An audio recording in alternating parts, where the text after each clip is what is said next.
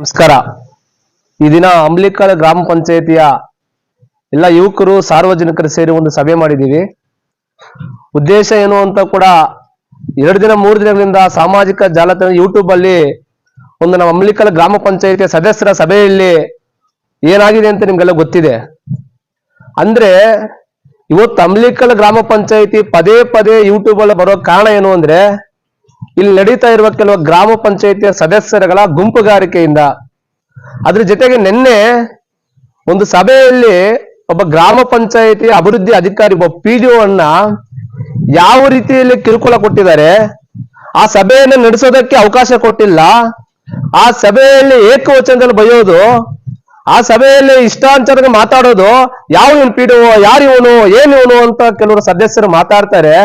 ನನಗೊಂದು ಯಾಕಂದ್ರೆ ಆ ಪಕ್ಕದಲ್ಲಿ ನಮ್ಮ ಆಂಧ್ರ ಪ್ರದೇಶ ಇದೆ, ಒಂಥರ ಅಂಬ್ಲಿಕಲ್ ಕೂಡ ಒಂದು ಪ್ಯಾಷನಿಸ್ಟ್ ರೌಡಿಸಂ ತರ ಇವತ್ತು ಗ್ರಾಮ ಪಂಚಾಯತಿ ಕೆಲವು ಸದಸ್ಯರು ನಡ್ಕೊಂತ ಇದ್ದಾರೆ.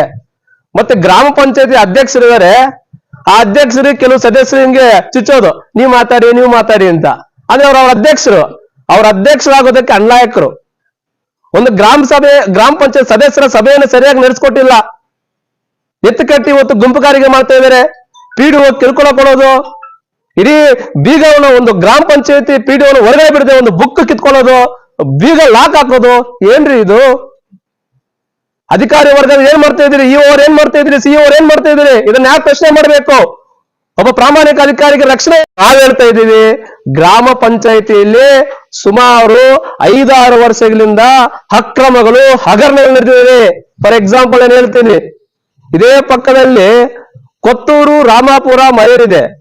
ಅಲ್ಲಿ ನಮ್ಮ ಗ್ರಾಮ ಪಂಚಾಯತಿಯಲ್ಲಿ ಒಂದು ಈಸತ್ ಮಾಡ್ಬೇಕಂದ್ರೆ 1 ಲಕ್ಷ ಅಥವಾ 70,000 ವಸೂಲಿ ಮಾಡುವ ಘಟನೆಗಳಿದ್ದಾವೆ. ಅದೇ ಬೇರೆ ಊರುಗಳಲ್ಲೂ ಈಸತ್ ಮಾಡ್ಬೇಕು ಅಂದ್ರೆ 10,000ಗಳಿದ್ದಾವೆ. ಇದನ್ನ ಯಾರು ಪ್ರಶ್ನೆ ಮಾಡೋದು? ನಿನ್ನೆ ಗ್ರಾಮ ಪಂಚಾಯತ್ ಸಭೆಯಲ್ಲಿ ಗ್ರಾಮ ಪಂಚಾಯತ್ ಪ್ರತಿಯೊಬ್ಬ ಸದಸ್ಯರು ಚರ್ಚೆ ಮಾಡ್ಬೇಕಾಗಿತ್ತು.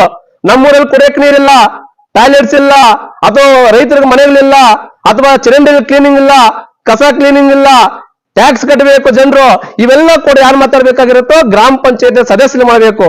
ಇದೇ ಅಂಬ್ಲಿಕಲಲ್ಲಿ SC ಕಾಲನಿಯಲ್ಲಿ ಇವತ್ತು ಒಂದು ಚರಂಡಿ ಇಳಿದೆ, ಚರಂಡಿ ನೀರು ರೋಡಲ್ಲಿ ಹೋಗ್ತಾ ಇದೆ.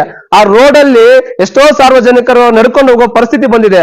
ಅದಕ್ಕೆ 1.5 ಲಕ್ಷ ನಮ್ಮ ಗ್ರಾಮ ಪಂಚಾಯತ್ PDO ಹಾಕಿದ್ರೆ ಯಾರು ಪರ್ಮಿಷನ್ ತಗೊಂಡು ಹಾಕಿದ್ರೆ, ಯಾರು ನೀವು ಹಾಕೋದು, ನಿಮ್ಗೆ ರೈಟ್ಸ್ ಏನ್ ಕೊಟ್ಟಿದ್ದಾರೆ, ನೀವ್ ಯಾರು ಹಾಕೋದಕ್ಕೆ ಪ್ರಶ್ನೆ ಮಾಡಿದ್ರೆ ಇನ್ಯಾರು ಮಾಡ್ಬೇಕು?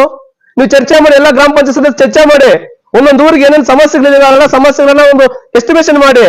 ಅಂದ್ರೆ ಇವತ್ತು ಗ್ರಾಮ 1 ನಲ್ಲಿ ಟ್ಯಾಕ್ಸ್ ಕಟ್ಟಿರೋದು 6 ಲಕ್ಷ ಇದೆ, 15 ಫೈನಾನ್ಸ್ ಅಲ್ಲಿ 34 ಲಕ್ಷ ಇದೆ. ಈ ದುಡ್ಡನ್ನ ಲಪ್ಟಾಯಿಸಬೇಕು ಅಂತ ಕೆಲವು ಗ್ರಾಮ ಪಂಚಾಯತ್ ಸದಸ್ಯರು ಇವತ್ತು ಕೈ ಹಾಕಿದ್ದಾರೆ. ಅದಕ್ಕೆ ಕುಮ್ಮಕ್ಕು ಗ್ರಾಮ ಪಂಚಾಯತ್ ಅಧ್ಯಕ್ಷರು ಕೊಡ್ತಾ ಇದ್ದಾರೆ. ಇವತ್ತು ನಾವು ಎಚ್ಚರಿಕೆ ಕೊಡ್ತಾ ಇದ್ದೀವಿ, ಗ್ರಾಮ ಪಂಚಾಯತ್ ಸದಸ್ಯರಿಗೆ, ಕೆಲ ಸದಸ್ಯರಿಗೆ, ಅಧ್ಯಕ್ಷರಿಗೆ, ನೀವೇನಾದ್ರೂ ಕೂಡ ಈ ಅಕ್ರಮಗಳಿಗೆ ಮತ್ತೆ ನೀವೇನ್ ನಡೆದಿದ್ದೀರೋ ಹಿಂದೆ ತಕೊಂಡು ಸೈಲೆಂಟ್ ಆದ್ರೆ ಹುಷಾರು, ಇಲ್ಲದಿದ್ರೆ ಇಡೀ ಅಂಬ್ಲಿಕಲ್ ಗ್ರಾಮ ಪಂಚಾಯತ್ ಎಲ್ಲಾ ಊರುಗಳಲ್ಲಿ ಒಡ್ಡಾಡಿ ತಿರುಗಾಡಿ ಎಲ್ಲಾ ಸಾರ್ವಜನಿಕರು ಸೇರಿಸಿ ನಿಮ್ಮ ಗ್ರಾಮ ಪಂಚಾಯತ್ ಮುಂದೆ 4ನೇ ತಾರೀಕು ಹೋರಾಟ ಮಾಡಿ, ಯಾವ ಊರಲ್ಲಿ ಏನೇನಾಗಿದೆ, ಏನ್ ಹಗರಣಗಳಾಗಿದ್ದಾವೆ, ಏನ್ ಲೂಟಿ ಮಾಡಿದ್ದಾರೆ ಅದನ್ನೆಲ್ಲ ಕೂಡ ನಾವು ಬೆಳಕಿಗೆ ತರ್ತೀವಿ. ಇದಕ್ಕೆ ನೇರ ಹೊಣೆ ಕೆಲ ಗ್ರಾಮ ಪಂಚಾಯತ್ ಸದಸ್ಯರು, PDO. ಆ ಕಾರಣಕ್ಕಾಗಿ ಇವತ್ತು ತುರ್ತು ಸಭೆ ಸೇರಿ, ಇಲ್ಲಿ ಯಾರು ಕೂಡ ಇಲ್ಲಿ ಸೇರಿರೋದು ಯಾವ್ದು JDS, ಕಾಂಗ್ರೆಸ್, BJP, CPM ಅಂತ ಎಲ್ಲ, ಎಲ್ಲರೂ ಕೂಡ ಜನಪರವಾಗಿ ಕಾಳಜಿ ಮಾಡುವ, ಇದು ನನ್ನ ಊರು, ನನ್ನ ಪಂಚಾಯತಿ, ಏನಾದ್ರೂ ಸಾರ್ವಜನಿಕ ಕೆಲಸ ಮಾಡಬೇಕು ಅಂತ ಎಲ್ಲರೂ ಕೂಡ ಪಕ್ಷ ಭೇದ, ಜಾತಿ ಮತ ಎಲ್ಲ ಬಿಟ್ಟು ಕೂಡ ನಾವು ಒಗ್ಗಟ್ಟಾಗಿ ಯುವಕರು ಒಂದಾಗಿದ್ದೀವಿ. ಈ ಹೋರಾಟಕ್ಕೆ 4ನೇ ತಾರೀಕು ಹೋರಾಟಕ್ಕೆ ಇಡೀ ಅಂಬ್ಲಿಕಲ್ ಪಂಚಾಯತಿನ ಸಾರ್ವಜನಿಕರು, ಹಿರಿಯರು, ವಿದ್ಯಾರ್ಥಿಗಳು, ಯುವ ಜನರು ಎಲ್ಲರೂ ಕೂಡ ಸಹಕಾರ ಕೊಡಬೇಕು. ಆವತ್ತಿನ ಹೋರಾಟ ಏನು, ಇಡೀ ಗ್ರಾಮ ಪಂಚಾಯತ್ ಏನೆಲ್ಲ ಸಮಸ್ಯೆಗಳಿವೆ, ಏನೆಲ್ಲ ಪ್ರಾಬ್ಲಮ್ಸ್ ಇದಾವೆ, ಕೆಲವು ಹಳ್ಳಿಗಳಲ್ಲಿ ಲೈಟ್ಸ್ ಇಲ್ಲ, ಚರಂಡಿಗಳಿಲ್ಲ, ಕೆಲವರೆಲ್ಲ ಇವತ್ತು ಹೇಳ್ತಾ ಇದ್ರು, ವಾಸವನ ಹೇಳ್ತಾ ಇದ್ದಾಗ ಪೂಜಾರಹಳ್ಳಿಯಲ್ಲಿ ಒಂದು ಮನೆ ಬಿದ್ದೋಗಿ ಒಬ್ಬ ಡೆತ್ ಆದ್ರು, ಅದಕ್ಕೆಲ್ಲ ಶಾಸಕರು ಬಂದಿದ್ರು, ಇದು ಮನೆ ಸೆನ್ಷನ್ ಆಗಿದೆ, ಜಾಗ ಇಲ್ಲ, ಈ ರೀತಿ ಹಲವಾರು ಗ್ರಾಮಗಳಲ್ಲಿ ಸಮಸ್ಯೆಗಳಿದ್ದಾವೆ.